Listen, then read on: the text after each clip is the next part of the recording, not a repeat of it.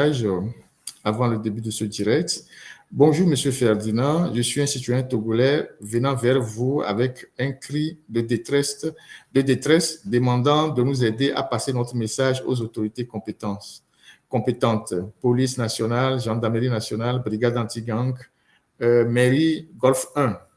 Donc, depuis quelques années, le cimetière de Bekota est devenu un logis et un ghetto pour les individus mal intentionnés.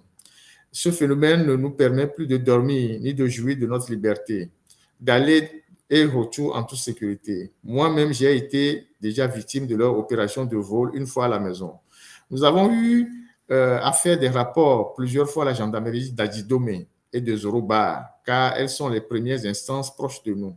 Ils sont intervenus deux fois, ils les ont dispersés, mais la remarque est qu'à chaque fois, 1 ou 2 semaines, nous remarquons que ces individus, ces mêmes visages interpellés reviennent dans le cimetière et parfois avec d'autres personnes ou complices et deviennent plus nombreux. Actuellement, l'estimation peut aller dans les 40 personnes.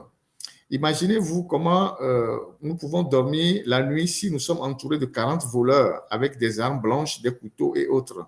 Sans vous mentir, cette situation, si nous sommes dépassés, car chaque nuit que Dieu fait, c'est une nuit d'opération et d'agression par ces gens dans le quartier. Il n'y a pas de nuit où ils n'agressent des gens, ne défoncent des boutiques dans les quartiers. Le pire est que cette fois-ci, la gendarmerie ni la mairie ne réagissent pas face à notre douleur et nos plaintes. Nous ne pouvons pas travailler dur la nuit et la journée et la nuit au moment de se reposer. Nous devons encore être des gardiens de nuit. On peut accepter avoir faim, on peut accepter être sans emploi, mais accepter d'être en insécurité, cela devient trop lourd pour nous. Le quartier de Bekota, zone cimetière, est en danger et n'est plus en sécurité, car à cette allure, nous risquons de mourir et nos enfants orphelins. Aidez-nous à porter loin ce message. Bon, voilà. Et donc, le cimetière de Bekota, je pense, il n'est pas loin de l'aéroport. Si dans la zone de l'aéroport, juste derrière l'aéroport, on peut avoir des loupards qui agissent à visage découvert et qui agressent, dépossèdent, volent, cassent les boutiques. Et quand ils font leurs opérations, ils se réfugient dans le cimetière et que la police et la gendarmerie n'arrivent pas à les déloger, il y a fondamentalement un souci. Donc, je pense que le ministère de la Sécurité doit s'occuper de ce volet-là pour qu'on puisse mettre fin à ce ghetto qui est à l'intérieur du cimetière de Bekota.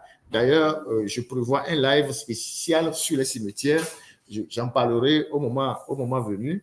Et pourquoi on ne crée pas de nouveaux cimetières au Togo? Pourquoi les cimetières sont surchargés? Pourquoi on n'arrive plus?